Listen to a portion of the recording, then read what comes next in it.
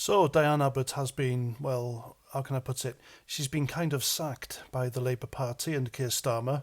And it's weird because even though she has been told as of last night that she isn't allowed to stand as a Labour candidate in the upcoming general election, they gave her the Labour whip back. It's probably the most Keir Starmer thing to do. He says one thing, changes his mind and does another. That's been, in a nutshell, his behaviour since he's become Labour leader.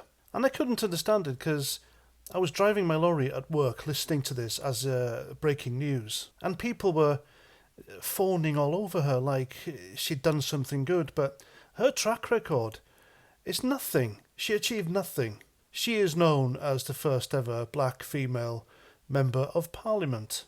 And let's remember why the Labour Party distanced themselves from her and took the whip off her.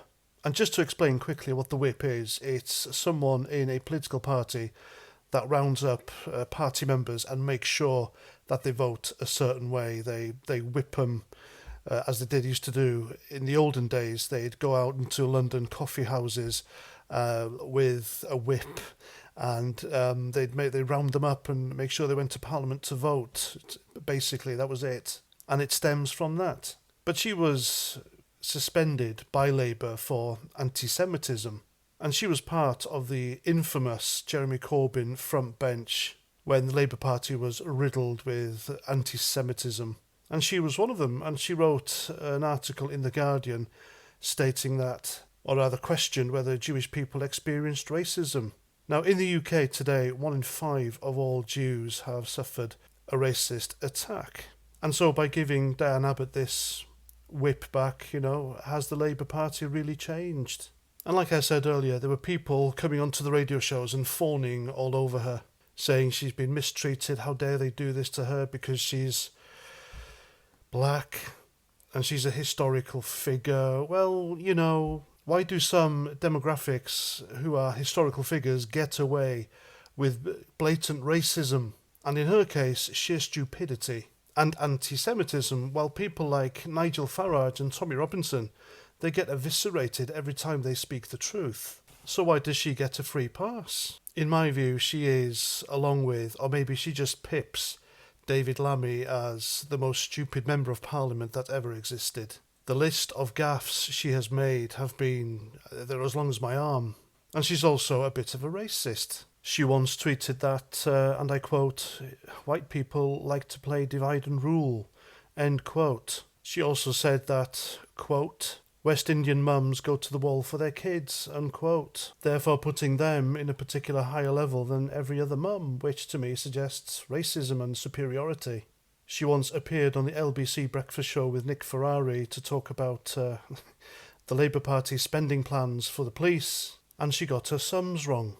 So when she was called out for that, she blamed it on having the flu and racism, of course. And then there's this photo here. She was out campaigning for Jeremy Corbyn and she's wearing the wrong shoes on the wrong feet. And this woman was potentially our next Home Secretary under a, thank goodness it didn't happen, Jeremy Corbyn premiership. So she's thick as mince, she is quite racist, and she's also an anti-Semitic.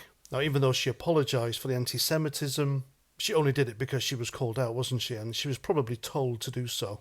And despite all that, they're falling over her, reckon they should be letting her back into the Labour Party. What privilege to be such a screw-up. And people think she has been hard done by. And like I said, Nigel Farage is being eviscerated and demonised online and everywhere in the mainstream media for his comments regarding a certain ideology in this country. It just boggles the mind, doesn't it? Anyway, she's gone. I'm glad she's gone. Her presence in Parliament really made a mockery of the whole system. 30 years as Hackney in London's representative in Parliament, and she achieved nothing. And yet they voted her in over and over again. And somebody once said the definition of insanity is doing the same thing, expecting the same result. So the people of Hackney are obviously insane. And no doubt if she is an independent at the next general election, they'll vote her in again. What an undoubtedly very privileged person she is indeed. And there we go. I'm Paz49. Thanks for listening. And until the next time, Roger Trout.